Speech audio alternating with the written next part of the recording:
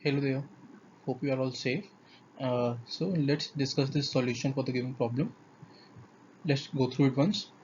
An EM wave from air enters a medium. The electric fields are this for air and this for the medium given, where the wave number k and frequency v refer to their values in air. Okay, the medium is non-magnetic.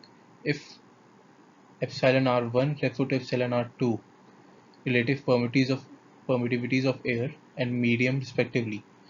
Which of the following option is correct?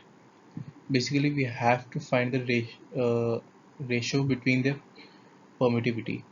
Okay, so let's discuss the solution. Solution is very simple. This is the equation given for air. Okay, I'll write it down, air. This is the equation given for medium.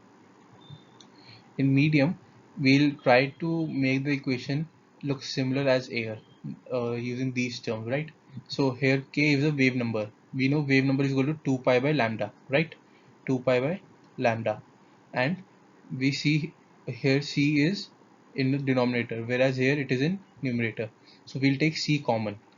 Taking c common gives us c upon lambda, which is equal to nu, that is frequency. The term that is c upon lambda, that is the term nu, which is also given here, thus easing out the problems.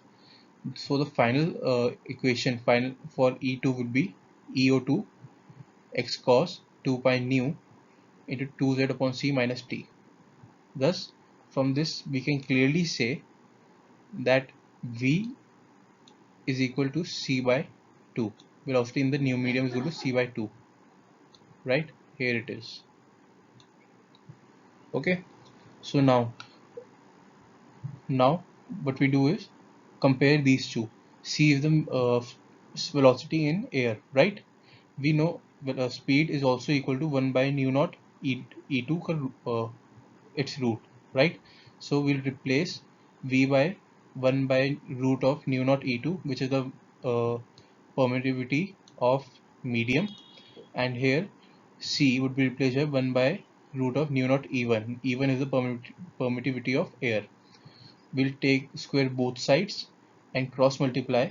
We'll cancel out nu naught, giving us the relation E1 upon E2, that is 1 by 4, right here.